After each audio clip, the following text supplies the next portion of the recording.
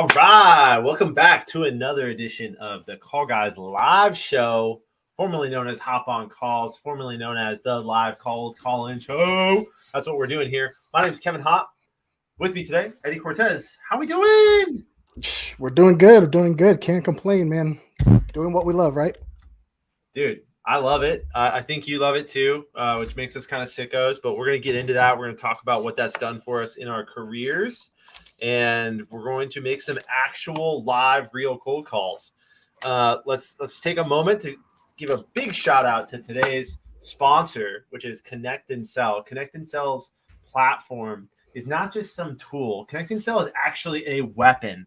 A weapon of what? What are you talking about weapons, Kevin? It's a weapon of mass conversation. If you want to talk to people in your target market, you want to lower that effort as much as you can for your sales team because conversations equal revenue. We can draw a direct line there. ConnectAndSell is an incredible way for your team to have more live conversations every day, which is going to drive more pipeline, which is going to drive more revenue, which is going to put more money in your pocket. If you have not looked at ConnectAndSell, what are you doing? Check out ConnectAndSell. Shout out. Okay, Eddie, we have some lists. We're going to make some actual cold calls. If this is your first time tuning into the show, let us know. Drop a comment here. Let us know where in the world you're sitting. We want to hear you. We want to hear from you. We're going to answer your questions as we go a bit here. But one of the things that I want everyone to keep in mind, you're not going to hear both sides of the audio. Why? It's a legal thing. I know lawyers are annoying. But you can hear both sides of the audio anywhere you get podcasts. Just look up the Call Guys podcast and you can hear both sides of the audio. We bleep all the PII there. It's pretty awesome. Shout out to Alexis Schroeder. Thanks for showing up. Thanks for popping in. We got someone in Brooklyn here. Maxwell McEwen. Love it. Thank you for tuning into the show. Eddie, where are you sitting? I'm based out of Monrovia, California, just about 20 minutes east of downtown LA. Nice. 20 minutes east of downtown LA. Dude, we got some fans here. Here. Mateo. Shout out Mateo. Mateo and I go way back. Love that. That's my dog. Love it. Mateo, you want to come on the show one day, man? I know you know how to pick up the phone. I know you do, even though you're a video guy. Mateo, yeah. Have Mateo on the show. I witnessed him firsthand, get in there with prospects. So, yeah, he'd be great. I love it. Cool. So on my other monitor here, I've got my ConnectAndSell in my ear. I'm going to hit go. So before I hit go, I'm going to talk about who I'm calling. So I'm calling on behalf of the Call Guys. We do sales development, consulting, and training. That's what we do. We teach teams how to do things like this. We build SDR teams, help founders answer a lot of those tough questions. Do I need an SDR team? What can I expect of them? What should I pay them? How should I train them? We got you. That's what the Call Guys do. So I'm going to be calling founders. Eddie, who are you calling today? And what are you calling them about? Yeah, so essentially I'll be working in the manufacturing vertical, and I'll be calling on maintenance managers, maintenance supervisors, and I even sprinkled in a couple directors as well. So middle management and a little bit of director. Okay, cool. And uniquely, what does your company do for them? Like, what's the value there? Yeah, absolutely. Nowadays, 50% of teams in maintenance manage their day-to-day, like work orders, preventative maintenance. They manage them on spreadsheets.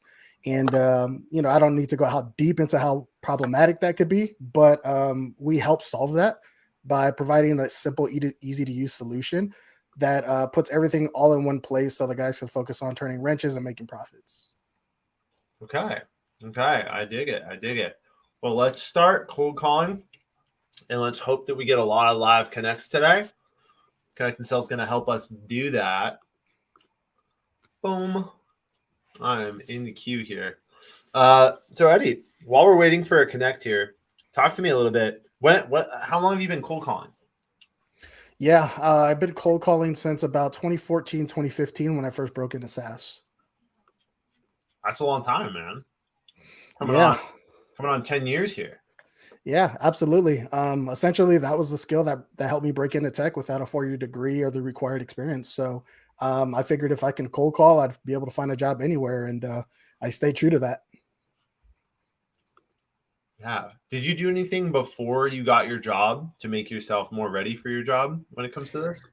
Yeah, I have like over 10 years of sales experience, sold cars, sold cell phones, even took a shot at real estate at one point during the financial crisis. So that was a great pick. But I've done a lot of off the resume stuff to learn sales skills in general so that I can bring that into SaaS and really make it happen. Awesome, man. Awesome. Yeah, it's funny. You started cold calling right around the same time I did. My first job out of college in 2014 was working at a tech startup, and I was the first hire. So there was no one else in the room but me and the CEO, kind of back to back. So I was, Nice. chief cold caller, chief customer support officer, chief marketing officer. I wrote all the copy on our website and helped design the website. Oh, hey, Man, Edgar. This is Eddie calling with Limbo. How you been?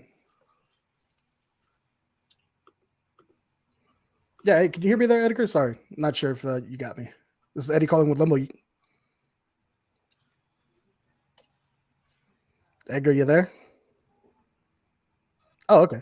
Yeah, this is Eddie calling with Limbo. Hey, I know I'm calling you out of the blue, but I just was curious. Are you still the senior maintenance manager over there, or should I be connecting with somebody else? Okay, excellent. Just wanted to confirm, right? So essentially, the reason why I'm calling is, I've been speaking to a ton of maintenance managers and supervisors, as well as some directors, who essentially tell me they're frustrated just because of the nature of the space right now. They feel like they have to do more with less for their maintenance teams due to the shallow labor pool, as well as like the strained supply chain. And this is causing a lot of day-to-day maintenance tasks to slip through the cracks. So now I know everybody runs maintenance a little bit differently, but can you help me understand what you guys use today just to track maintenance?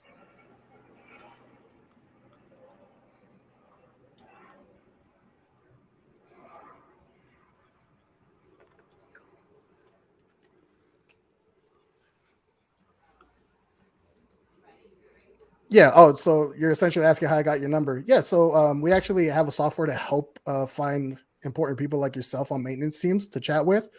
So I figured I'd learn a little bit about you and your team to see if this might even be relevant. So are you typically using like a spreadsheet, maybe something like SAP, or do you guys use a CMMS currently to track maintenance?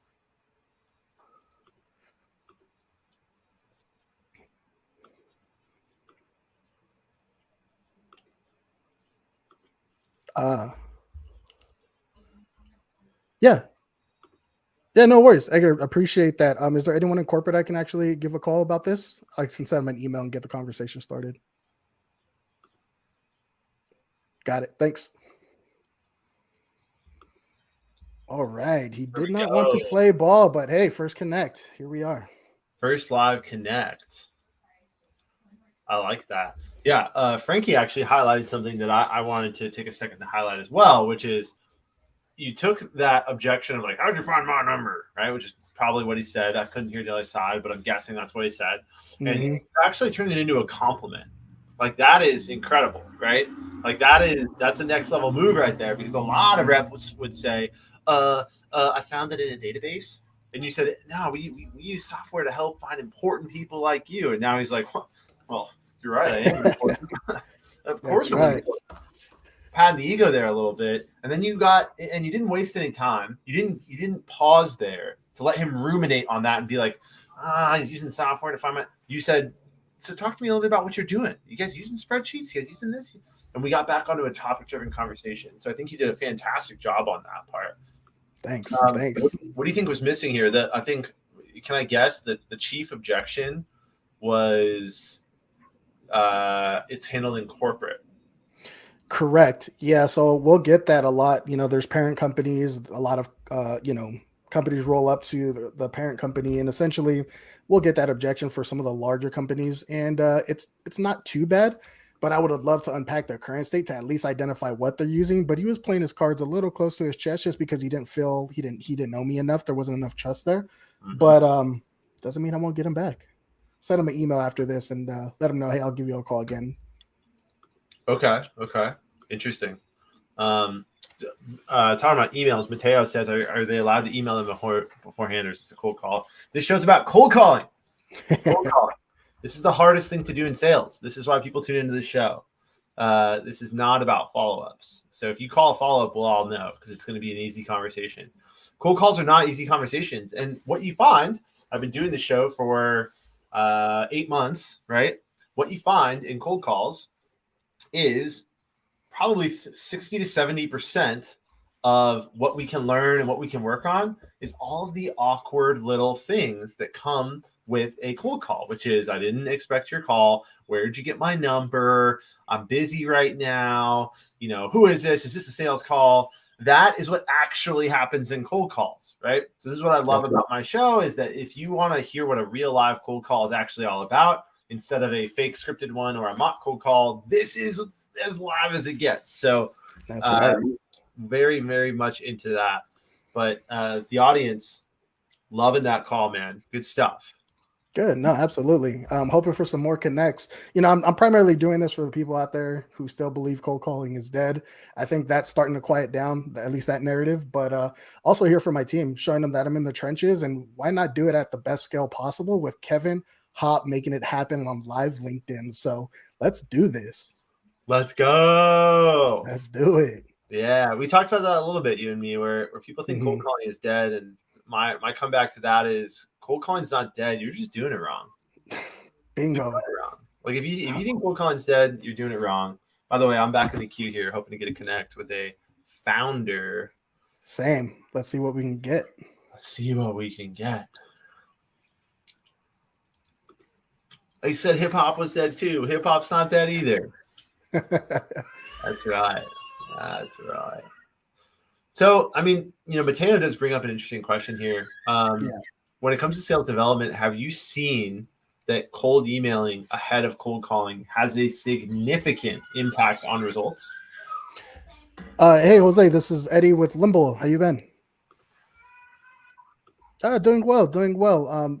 Just wanted to give you a quick call here, just to make sure I'm talking to the right person. You're still the maintenance manager, right? Oh, okay. Okay, perfect. Just to make sure I got the right person. You know, people are retiring left and right. So, yeah, hey, look, the reason for the call is I've been speaking with a lot of maintenance managers and even some directors who say they feel stressed out just because they have to do more with less nowadays. And we all know what the shallow labor pool looks like. And the supply chain is even tough. So what's happening is maintenance tasks are falling through the cracks. And I was just wanted to see, like, can you help me understand how you're managing your maintenance today?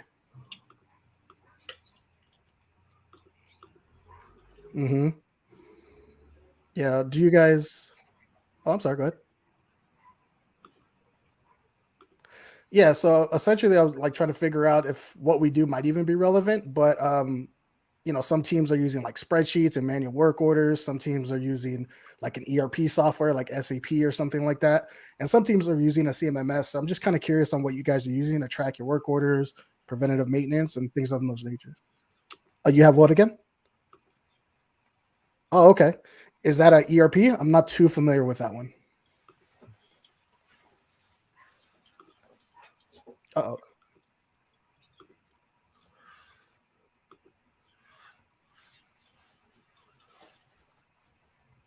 oh, okay. Okay. Interesting. That sounds good. At least it's mobile, so it's not, you know, tied to like the desktop or anything. So tell me a little bit about this. When work orders are coming in, how are you able to like prioritize the important ones versus just like the non-urgent ones so that the real work orders are getting completed and you actually have visibility in real time? What does that really look like for you? Hmm.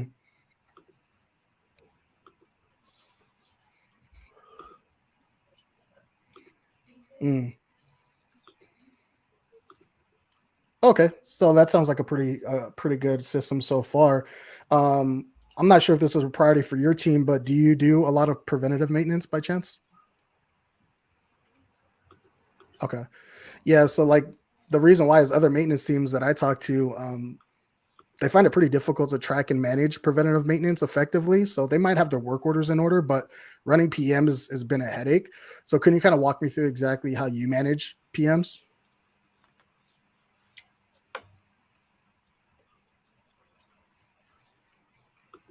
Mm. Oh, invoicing as well. Okay.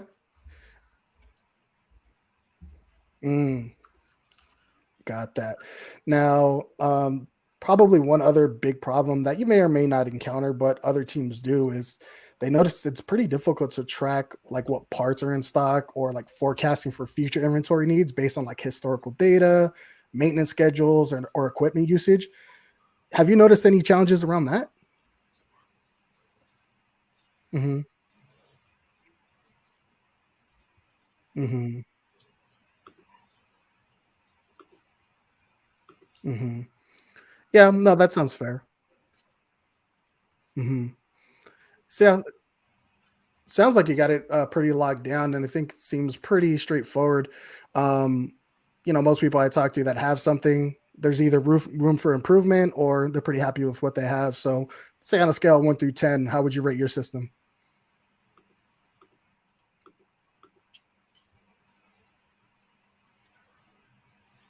Okay.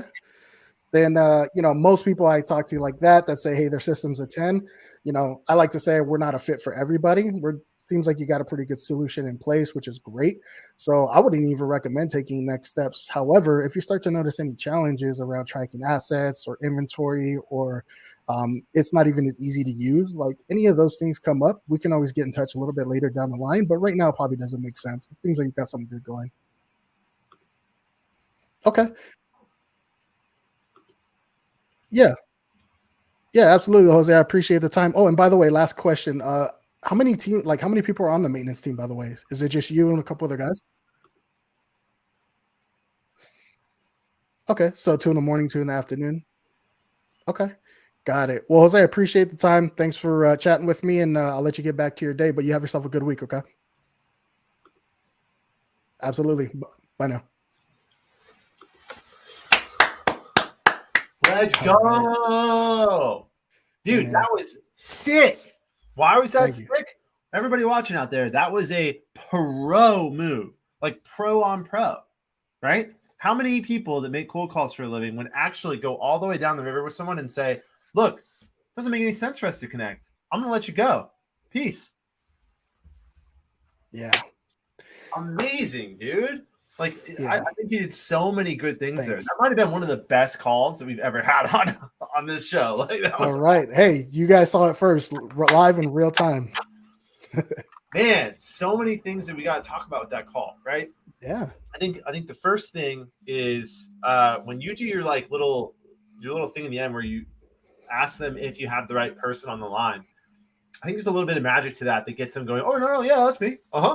Yeah, that's me. Oh, no, I'm the guy. And then we start talking about the business challenges and your valuable solutions to that. And as you were going through, you found that there were like 2 or 3 areas where he hit you with like a nah, we're good. No, this is good. Hmm. And you just kept going, oh, okay, no, I totally understand that. But have you considered this? Have you thought about doing it that way? What about preventative maintenance? What about this? And as he was going through, apparently he's got, 10 out of 10 system, right? Yeah. Yeah. And 10 out of 10. Can't beat that. I've never heard that before, but I absolutely love it. I might steal that from you. I might, Please do. I Please want to do. steal Share the wealth. Talk to me Yeah. about that. Like, where'd you come up with that? Have you heard someone else use it, or did you start using it? Like, talk to me about that a little bit. Yeah, so there's a few variations that we can use. My team likes to use that one because it's pretty easy to deliver with great like execution. So to me, I'm like, okay, let me implement that. So I have a couple variations. Like another one could be, hey, like, would you say there's room for improvement with your current system, or is it exceeding your expectations? Right. Most people aren't going to say it's exceeding their expectations, or they're going to say, oh, there's always room for improvement. So a simple 1 through 10 question is typically a little bit more scalable for SDRs because it's a real easy question to deliver. So we went with that one today. Dude, fantastic. Because not everybody's in market, right? Like, there's a concept Totally. that I've talked about many, many times in this show that the more you understand it, the more cold calling, like you start to understand the nature of cold calling. And the concept is like the buyer's pyramid, right? Yeah. The buyer's pyramid, just to go over it real quick, one more time for the audience here. The Yeah. buyer's Good stuff. pyramid is the concept that most of your market, so this very top 1 to 3%, the very top, this is your total addressable market, right? Your TAM. Boop. One of the things SDRs should understand is that in your total addressable market of all the people you could sell to, only 1 to 3% is like, yes, my hair is on fire and I need a fire extinguisher right now, right? I have a problem. I'm looking for a solution. And guess what? Your marketing team should be doing a decent job of trying to get those people to come to them, right? That's called demand capture. Now, to get to the lower parts of this pyramid, which is actually way more people, you have to do what's called demand generation, which is the idea of going out and talking about the problems, introducing what you do as a valuable solution. So we can do this with SDR teams. We can do this in marketing. We can do it with content. We can do it with thought leadership. You do it with a lot of things. But what's really important, what we need to focus on here is this piece at the bottom, which I would argue, which is about 3 out of 10 conversations you have. They don't have a problem. They're not looking for a solution. So if we know we're going to talk to people where we can't help 3 out of 10 times, what you did there was absolutely textbook to say, look, I don't even recommend we take any next steps right now. You got a 10 out of 10 system? I'm not in the business of making 11s. I'm in the business of turning 6s into 9s. I'm in the business of turning 4s into 10s, right? So without a business challenge, they're not going to have any need to change, right? And sales is change. We can talk about that too in a little bit here, but man, I'm fired. Love it, dude. I'm fired up. And let's go. I'm jealous as hell. I'm getting into the queue here. Let's go. Right. Let's get you a connect. To get a connect. ConnectAndSell is running. Man, this is fun stuff. I love this. Hell yeah, man. Big fan. Does your team, do you guys do any live calling like this? Can you clarify a little bit? Like, what do you mean by live calling? You call together as a team? We haven't done a lot of dial blitzes with me on the call. Like, I like to give them their space to do that, but maybe I should after I get some street cred here. That's right. You guys should look into I'll drop a link in the comments. There's a company that I advise, and they help do this sort of thing just with teams, not live. So it wouldn't be with teams, but it would be a live thing. Make sure to hit this. You guys should all go check out callblitz.com. You dial with your team. No need to dial alone. Also, while I'm in here on the LinkedIn event, if you have not checked out ConnectAndSell, you need to check out ConnectAndSell. Absolutely. This is how we're having these conversations so effortlessly. Here's a link to check out ConnectAndSell. Hey, could we go back to a quick point on that last call? I see a question here in the chat from my guy Marvin. You mind if I answer that? Do it. All right. So I'm not sure if you guys got it, but for us, there is some qualification criteria. Essentially, we want to see how large of a maintenance team they have. So one reason why when somebody's not in market, I want to see maybe if I can go higher above that person. If the team is large enough, there's always a decision maker that might have different priorities. So that'll be dictated by how large that team is. So when I close that call by learning how big of a team they are, it kind of gives me a different strategy when I reapproach the account to figure out maybe I just need to go director level or VP level so that I can talk top down instead of bottom up. So it was a bit more of a qualification question that tells you how to informs your next step, right? Absolutely. So that means, yeah. So that there's another important concept that people kind of, what am I trying to Carlos, say? Can you hear me? Oh, sorry about that. Yeah. Hey, this is Eddie calling with Limbo. How have you been? I'm doing good. I actually wanted to give you a call. Yeah, absolutely. Yeah, 1 second, no problem.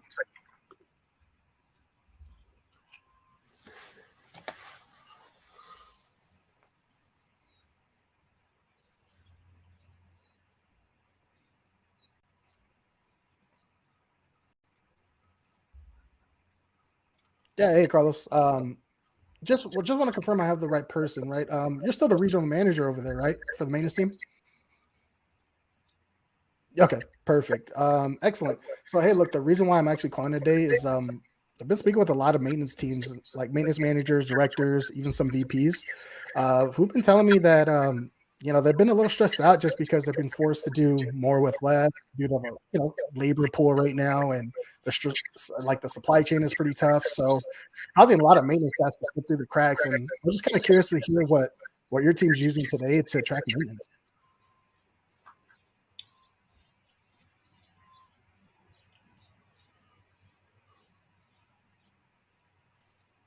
Oh, sorry about that. Okay.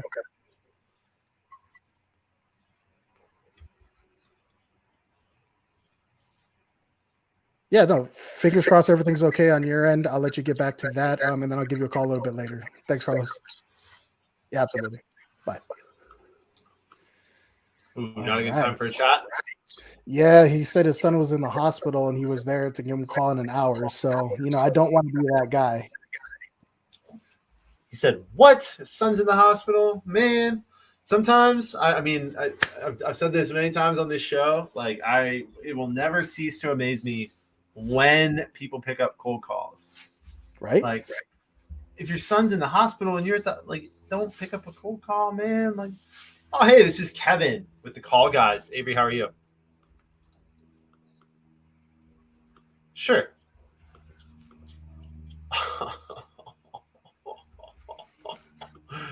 Can you believe that? Can you believe that? What happened here? You know what happened there? I said, "Hey, this is Kevin with the Call Guys," and they said, "Hi, can you take me off your list?"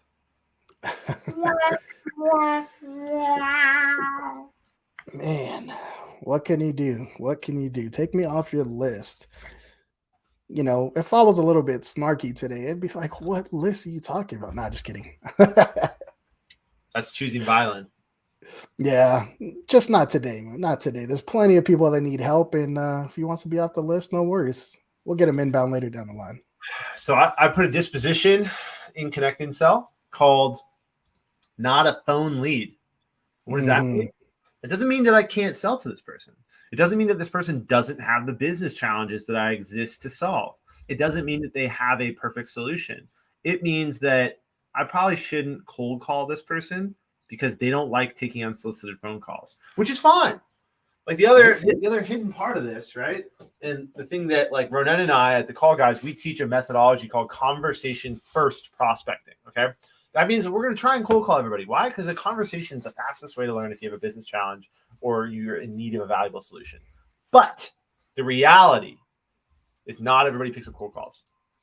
If not everybody's going to pick up a cold call, you have to be able to be diligent in other channels. So I'm going to put down a phone lead in ConnectAndSell, which is going to automatically update my CRM and take this person out of a dialing campaign. So I can still go after them via email, LinkedIn, Twitter, MySpace, Friendster, whatever. I'm gonna find a way to get in front of this person, but it's not going to be via phone. Omnichannel is the way to be. I love that. Omnichannel is the way to be. But a lot of teams, from what we've been seeing, and you correct me if I'm wrong, they love to lead with things that are low ego impact, right? Low ego impact and high probability odds wise. What is that? Mass email, right? Mm-hmm. I write one canned email and I send it to 1,000 people every day, again. I'm going to get some wins for sure.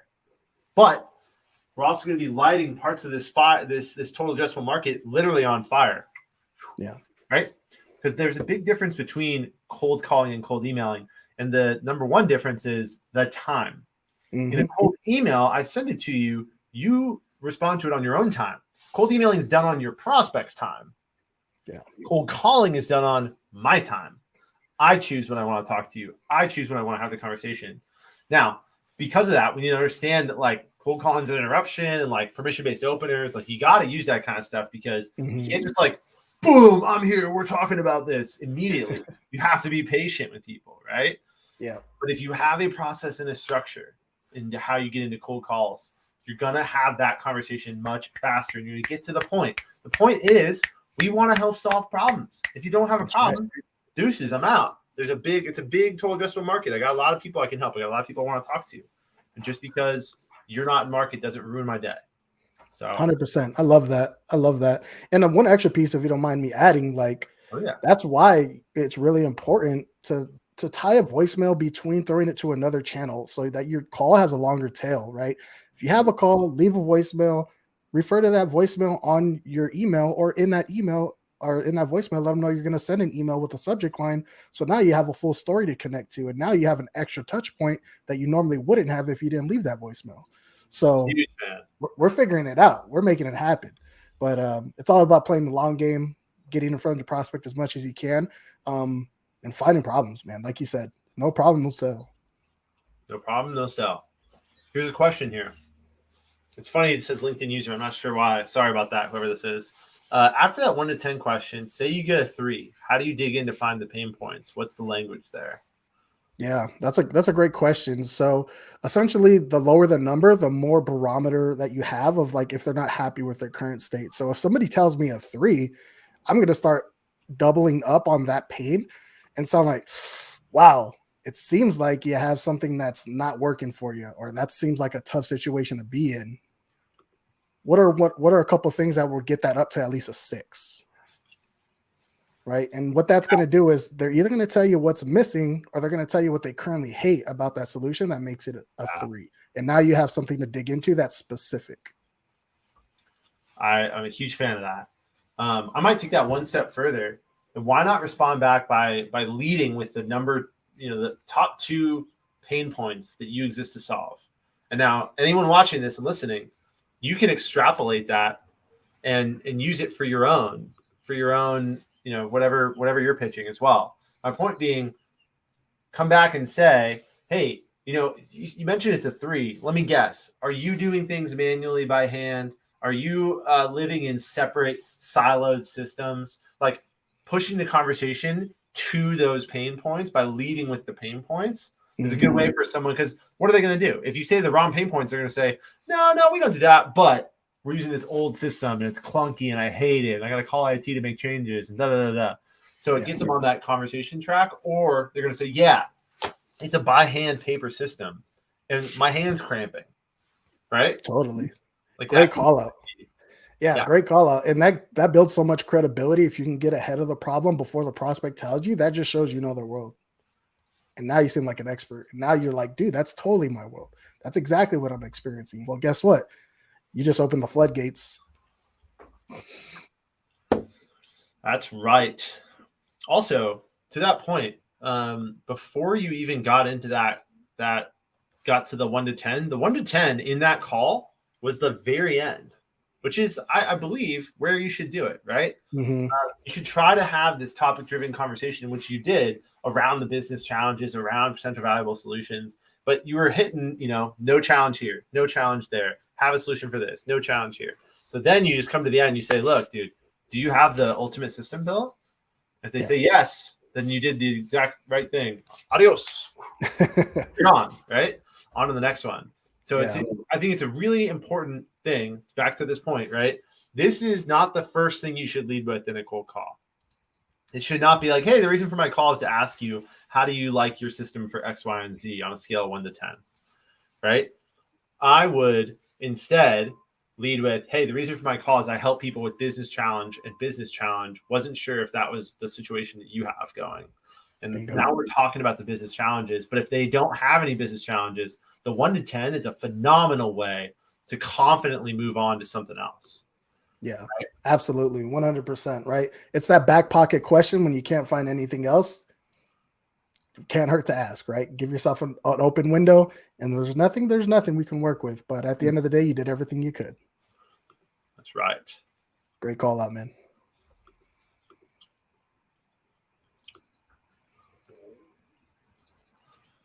We love the questions here. If you guys have other things that you're looking to learn or that you heard here that you want feedback on, more than happy to dig into more questions. This show is all about learning. I do it because I learn while I'm doing it. I like helping people learn, and making cold calls is actually fun. Yeah. That's why I double down on that. Look, it's really fun when you get to a certain point when you know what to expect on cold calls. And the way you do that is, I know Kevin's a big believer in it. is just doing the calls, right? Making the calls at volume, getting that experience, getting your feet wet. But the more that you do it and the more that you prepare and practice, then the less you're afraid to pick up the phone because you already know what to expect. And when you get to that point, then you can have fun. Then you really understand it's not about I got to book a meeting. It's man, I got to have a conversation, and then you kind of understand how the conversation can go depending on what the prospect asks. So I'm a huge fan of just getting in there, getting your feet wet, and then using your coach, your manager to kind of guide you along and make little tweaks here and there so that we can get optimal conversation as many times as possible. The game changed for me when I realized that cold calling, like everything that I hated about cold calling, was just something that I needed a process and technology for, right? Mm-hmm. And I got to be really honest. I'm not just saying this because ConnectAndSell is our sponsor. I'll be very honest. But the day that my life changed, like dramatically, was the very end of, I believe it was 2017. Was the first time I ever saw ConnectAndSell, a demo of ConnectAndSell. And as I'm looking at it, I'm like, wait, you're kidding me. Like I before this, I was picking up my phone as an SDR and going 1, 2, 3, 4, 5, 6, 7, 8, 9, 10. Mm-hmm. Ring, ring, ring, ring. Oh, shoot, they didn't pick up. Okay, who else am I going to call? Look at my list on my laptop. I used to have lists on my on a notebook, like writing my list down. And I would copy down Eddie Cortez. Here's your number, and then I would go through and one by one on my phone do this, and then I see ConnectAndSell, and my mind was absolutely blown. So absolutely, I think part of what SDRs need to figure out on their own, right? If your organization is not using technology, number one, you should be using technology. If you want help having that conversation with your manager, reach out to me directly. I'm a consultant. I do this. Like I will help you have that conversation because the ROI is through the roof. Are you kidding me? It's out of control, the ROI on using tools like ConnectAndSell. So, but what SDRs need to do is they need to figure out, am I good at talking the talk? And talking the talk is having this conversation about business challenges and valuable solutions. Guess what? The answer in the beginning is no, you're not. You're not good. In the first maybe 2 months, 3 months, you're not going to be good at having that conversation. And to your point, Eddie, the only way to get better at it is to have a lot of those conversations. You know what I mean? That's right. Have a lot of those conversations.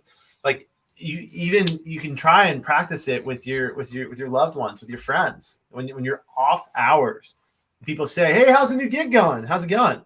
You say, "It's good, actually." And here's what we do: we help people with X problem and X problem and X problem. Bingo. Right?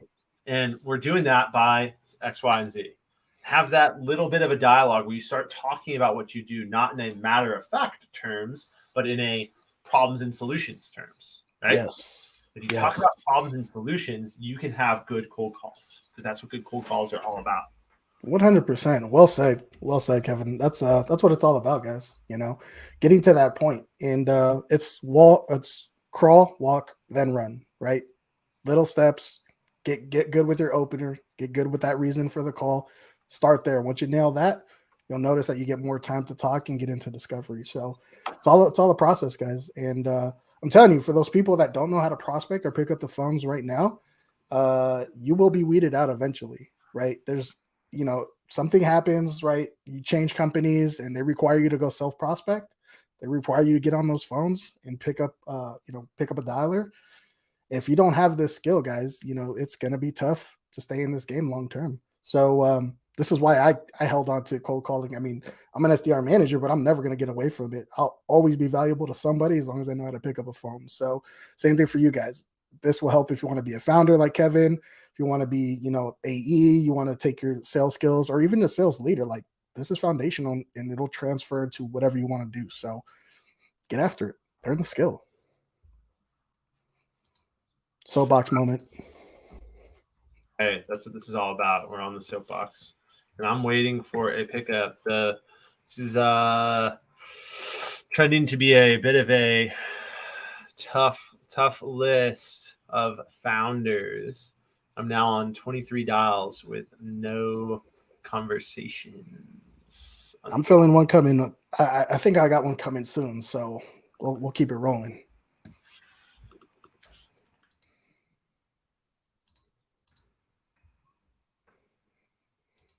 And by the way, for all the SDRs out there, shout out to you for doing this job.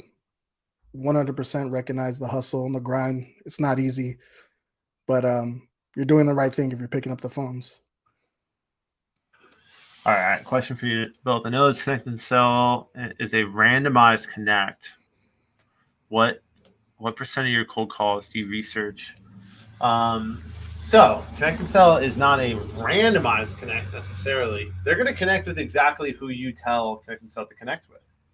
So instead of doing research person by person, do research list by list.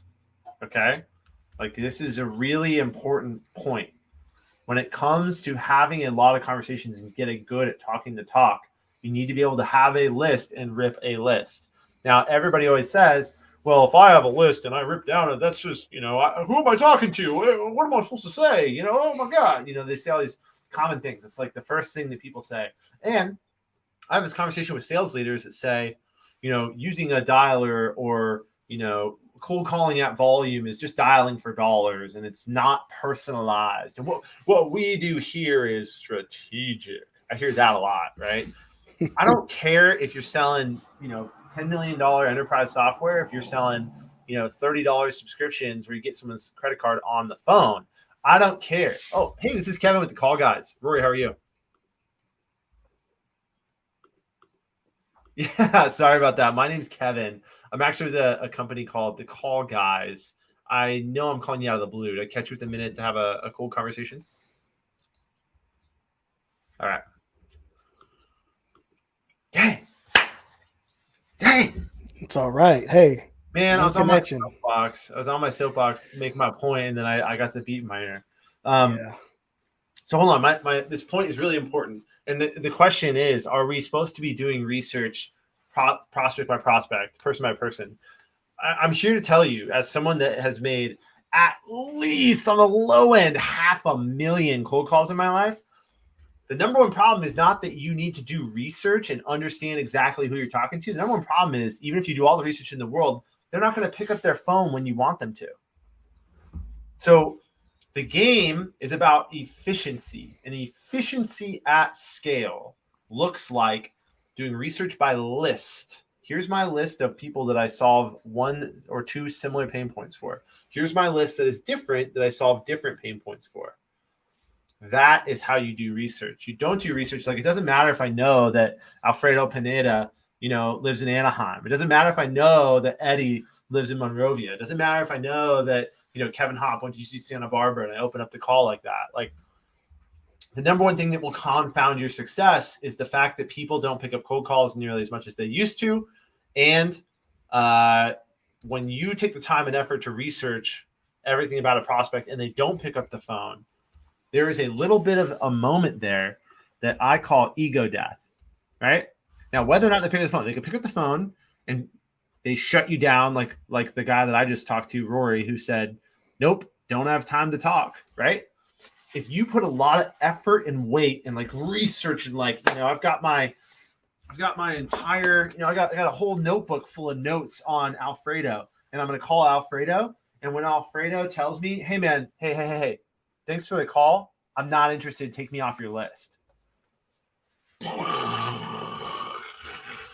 Right? It's like, it's an ego death moment. You feel like crap because you put so much weight, effort, and energy into this prospect, when at the end of the day, none of that stuff matters. It only matters if he has a business challenge that you can help him solve, period, full stop, right? Yep. So if we know that, and we understand that being an SDR is full of all these little moments in the day where our ego and our sense of self-worth and our belief that we're doing good things for our profession, like, if we know that we have all these little moments where that's on the line, we have to try and pull back a little bit and say, how can I make this more about the business and their business and business challenges and valuable solutions, and not about, hey, my name is Kevin and I did all the research on you, Eddie. I know exactly all about your life. Like, go Raider Nation. And you're like, okay, all right, I do like the Raiders, but like, why are you calling me? Yep. Bingo. So that's my soapbox moment there. I love that. If I could just add just one little piece to that so they can walk away with something on how to get started if they wanted to do that and not worry about, research too much. Do it. Yeah, so essentially, like the way I would get started is don't worry about researching person by person. Start with personas. Work with the couple titles that you sell to and understand their world to a certain capacity. What are one or two problems that they typically have in their day to day that you can solve with your product? What are one or two outcomes that they're judged by, that they're scored on, that could be impacted by the problems that they have? And if you know that, then you could have a relevant conversation. By the way, I just got into this space, speaking with maintenance managers and whatnot. I know nothing about nothing. There's probably some people on my team who know a lot more about it. However, I took the time to learn about the Hey, this is personas. Kevin with the Call Guys. Taylor, how are you? Yeah, I'm actually the co-founder of a business called the Call Guys. You never heard of us, you never met me. Do you got a minute? I'll tell you why I called.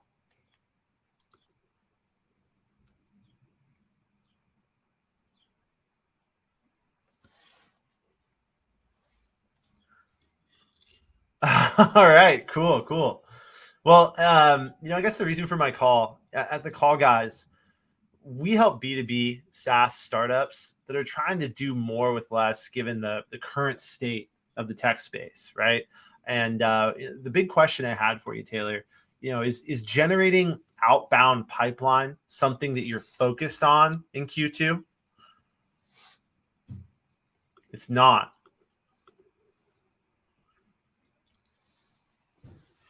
Oh, okay.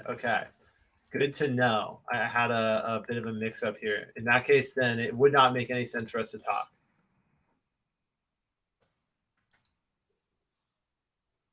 Yeah, man. This is what we do. We teach other businesses how to do this at scale as well, right? Taking the old fashioned approach of having conversations with people about problems and solutions. But if you're B2C, you don't need to generate a lot of outbound pipeline, do you?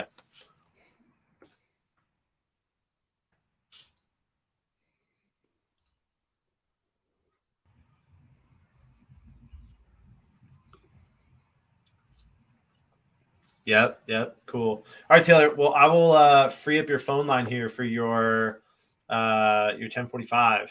But thank you for the chat. Have a great day. Let's go, man. That sucks. This is a list of tech startups, and he has a tech startup, but it's a business to consumer play, so he doesn't have salespeople. So, classic problem. Hey, you eliminated one that's not a good fit. Had a conversation. That's momentum, baby. Let's go. And if I could highlight one thing that I really like about your style of cold calling, I love the way you just addressed that it's a cold call early on. I love the way you address that you probably haven't heard of the company. We're getting ahead of these objections and we're keeping them focused on what's important, and you're addressing them before the prospect has to answer you. That's one of my favorites. So shout out to you, man, for doing that. I love that, Kev. Thank you. That is a big part of the puzzle here. It is funny, I get criticized for the way I open calls because it leads to more hangups. It leads to more calls that end in the beginning. And a lot of people say like, well, dude, why do you open it that way? Why don't you just like get to the point right away? And my take on it is I have a process, and my process is I'm only going to talk to you when you're ready. Now, most people are making calls off of a handwritten list or, a list that they have one call task in a sequence of 12 emails, right? Yep. So that one call has a lot of pressure on it to convert, right? Great what call. is that pressure? That pressure is artificial. That pressure is your process making it so that person has to talk to you right then and there. Hey, this is Kevin with the Call Guys. How you doing today? I'm all right, Andre. I know I'm a bit of an interruption here. Did I catch you with a minute and I'll explain why I'm calling? Haha, fantastic. So, Andre, I'm a co-founder of a business called The Call Guys. Now, you never heard of us, but what we do is we work directly with B2B SaaS startups that are trying to do more with less when it comes to sales development, given the current state of the technology space. So, the question for you, Is generating outbound pipeline something that you're focused on in Q2?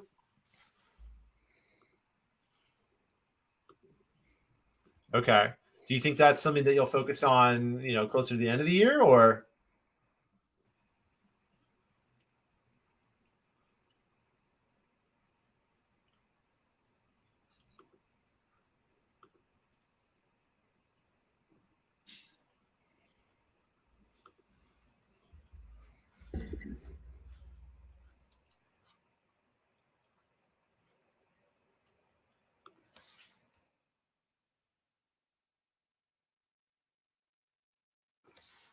Oh.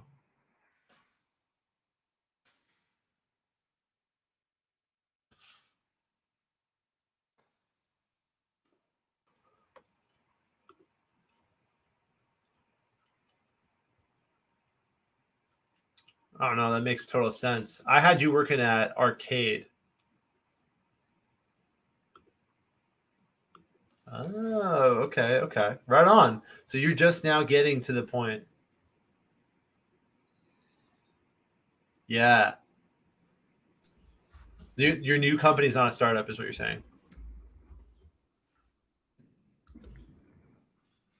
Oh, okay. And they don't have an outbound sales team that's like pounding phones, having conversations every day?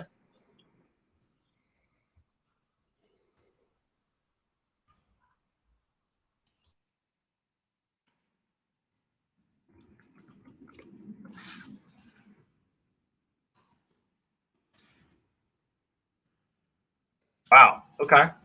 Must be nice.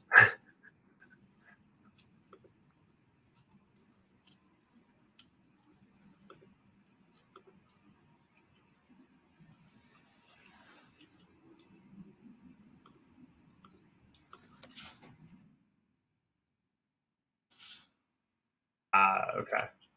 All right. Well, Andre, I'm gonna let you go, man. Do you mind if we connect on LinkedIn, and maybe if outbound does become, if it becomes a priority for you, and you just want to like bounce some ideas and like talk to someone who's on like the cutting edge of all that. That's what we do at the Call Guys. We're consultants and trainers, but we also I'm a referral partner for probably 20 different technologies. So happy to point you to the technology that is going to make the most sense for you. Time for the money. Love it. All right, Andre. Have a great day. Ha ha ha ha. Man, Okay. That was a good one. Very, I very, liked it. very talkative guy. Okay. This guy just changed jobs in the last like 2-3 months. Like, what do you do there? So my data was a little bit out of whack. But his new company exists on inbound flow, like a lot of inbound flow, and they're not a startup business. They've been around for 20 years. So that clues to me, unless there's like a precipitating event, like a real reason why they would want to try something net new, like like a new product launch or something similar to that. Right. If it ain't broke, don't fix it. Right. Like that would be a little bit of the square peg round hole. Like if you have a ton of inbound and you understand your spend, like, hey, I just know that if I spend $1 here, I get $1.50 in sales.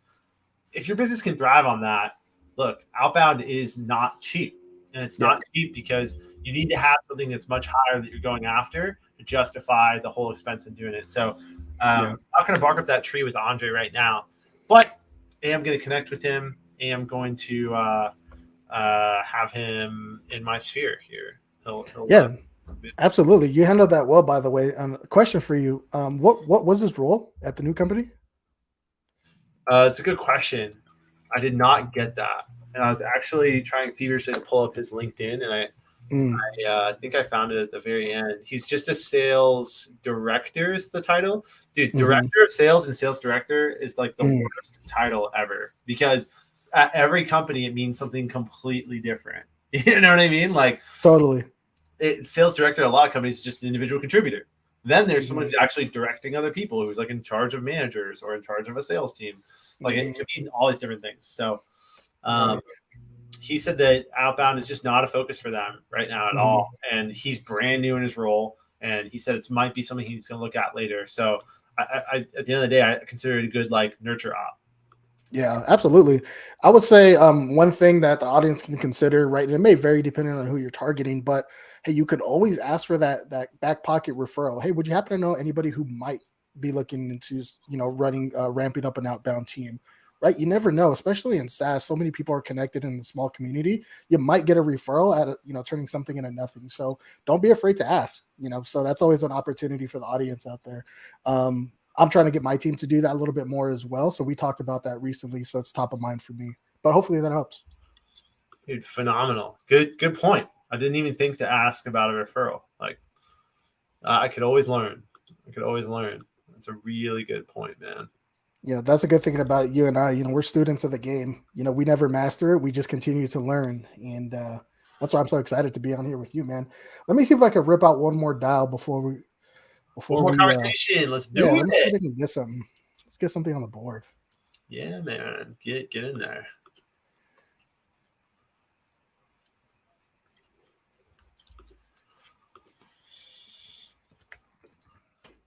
But for the audience out there, I hope this has been fun. I hope you were able to take away something.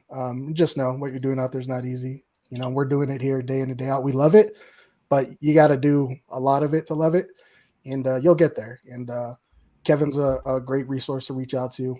So if your company's looking for a way to level up, or if you're barely starting an outbound team, or you want to be that SDR, build your network, connect with people like myself and Kevin, and start absorbing as much as you can. It's never too early to learn anything new. So that's right. That's right.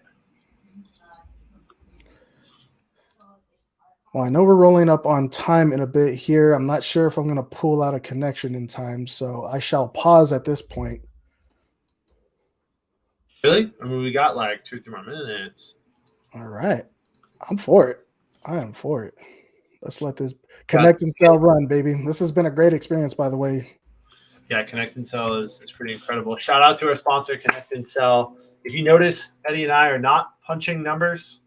We have lists loaded in ConnectAndSell, and ConnectAndSell, which is a conversation weapon, is out there doing the hard work, doing all that lifting, all that manual, going through dial trees and everything. ConnectAndSell's platform does that for you.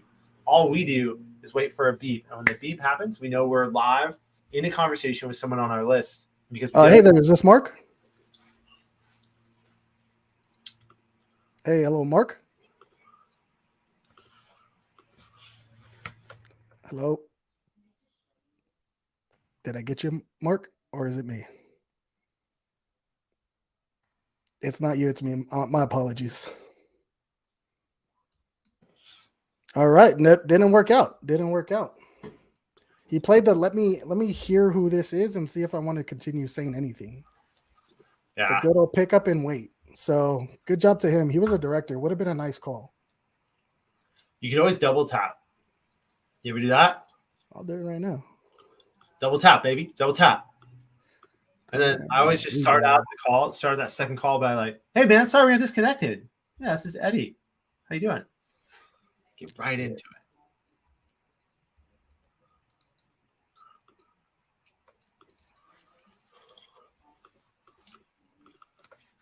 Hey Mark, sorry we got disconnected. This is Eddie again. Can you hear me better? Okay. Yeah. Hey, I just wanted to give you a call, but first wanted to make sure that you're still the director of maintenance over there, right? Correct.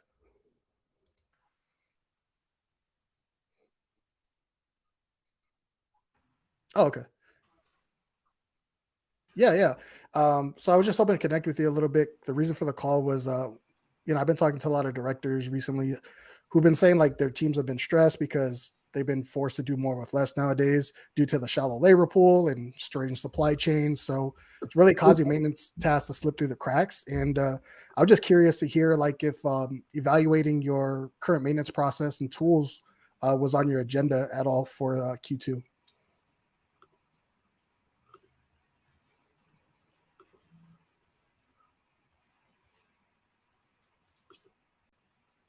Yeah, it's more of a tool for internal maintenance teams to leverage versus like an outsourced maintenance teams. That's not what we are, but we are a CMMS. So essentially, we are able to help maintenance teams get everything together in one source so that you have cleaner data, cleaner reporting, and a lot easier way to run maintenance and prioritize those work orders, things like that, so that your team is running better with less boots on the ground. Essentially, is any of that interesting for you or your team?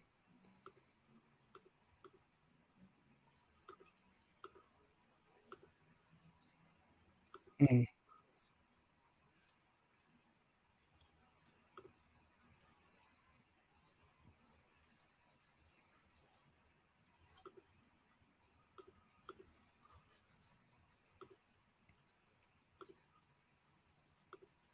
Mm-hmm. Okay, so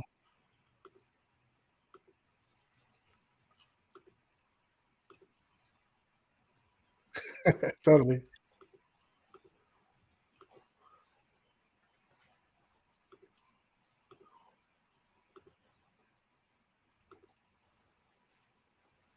Mm-hmm. Okay.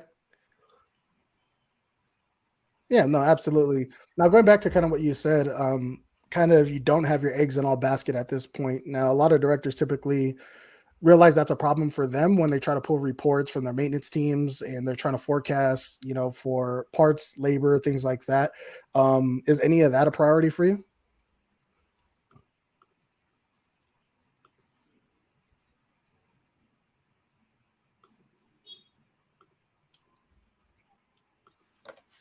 Hmm.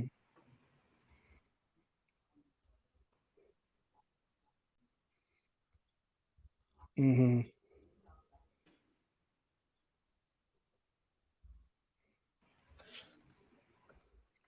Yeah.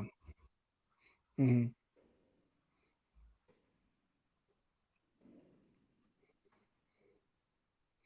Hmm.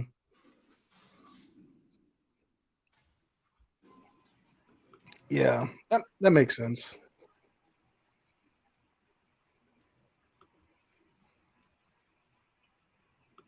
Hmm. Hmm. Yeah.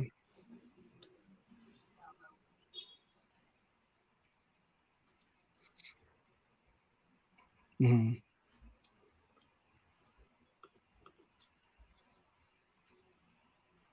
Hmm. Yeah. Yeah, no, that's totally fair, Mark. And like I like to tell everybody, I'm not necessarily, what we do is not a fit for everyone. So just learning a little bit more about your current state and your priorities, it's kind of like, hey, let's see if there are any opportunities. But seems like you got it buttoned up with that current solution. And here's what I suggest: why don't we just keep in touch? Maybe I can, as you mentioned, things change. If that labor pool dries up a little bit and you're starting to get backlogged with those work orders, maybe we can have a conversation then. What do you think? Hey, if there's a hole to fill, we can have a conversation about that. But yeah, I can hear you. You got me there. Yeah. All right, much appreciated, Mark. You have a good one. All right. Almost, almost. Hell of a conversation, man. Hell of a conversation. I love it. Well, Eddie, how can people connect with you? Yeah. LinkedIn, right? Connect with me on LinkedIn, and you can also find me on TikTok, Kick Sass Coaching. Love that. Kick Sass Coaching on TikTok. Everyone go follow Eddie. Thank you once again for coming on the show, Eddie. Thank you to our sponsor, Connect and Sell. Everybody tune in 2 weeks. I'm going to send you a calendar invite. I'm going to send you an invite on LinkedIn. In 2 weeks, we're going to be back again for another show. Excellent. Kevin, thank you so much for having me. This has been a blast. Hope we could do it again